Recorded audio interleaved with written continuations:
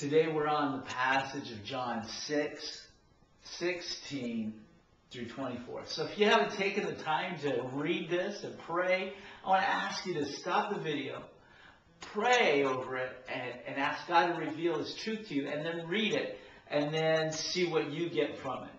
I get so many things out of this passage. As Jesus walking on water, He was nowhere to be found because He went off just to be away.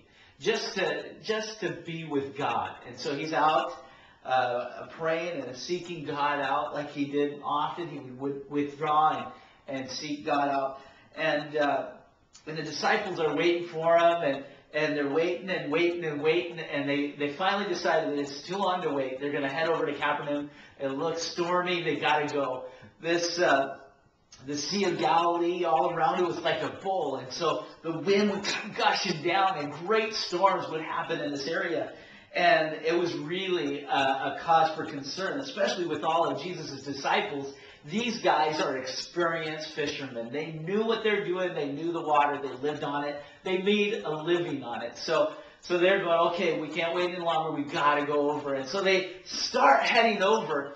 And what's interesting is that they went 3 to 3.5 miles. Well, if you look at Matthew and Mark, the same story in Matthew and Mark, it says that it took them about 9 hours to get 3 to 3.5 miles away. That's a long time to get that far across.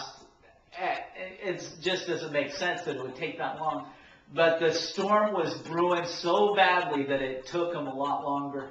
Kind of makes me think of what we try to do without Jesus. And so often we go, okay, God, we're going to wait on you. We're going to wait on you. We're going to wait on you. And then we just go, okay, well, you know, I got to do something. I got to move forward. I got to go do. And it just takes a longer time, and it's not as effective without Jesus involved in the process. And then here comes Jesus walking on the water, which is a miracle in and of itself. You know that, obviously.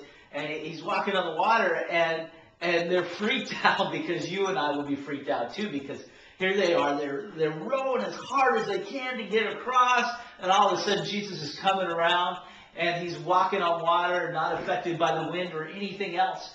And He responds. They go, who is that? And He responds in this way. He says, it is I. Well, the Greek word is ego eimi, which means I am. And I don't know if you're familiar with this, but Moses, when he encountered God at the burning bush, he goes, who should I tell sent me? And God said, tell him that I am sent me. There's a peace about knowing that God is with you, that God is on your side. And here these disciples are, rowing as hard as they can, and I believe that they were just done. And here they encounter Jesus, and He says, it is I am, ego eimi. And all of a sudden, everything changes. Jesus gets into the boat, and they make their way to the other side. They're there. And so today, as you go through this process of life, I want to encourage you to think about this. Is that, are you doing life with God or on your own? If you're doing it with God, I want you to know this, is that He's there, that He can bring peace to any storm, that He can work anything out. And life with Jesus is so much better than without. So bless you guys. I'm praying for you. I'm encouraged by your faith and your strength in God. I love you. Keep going. Be the church.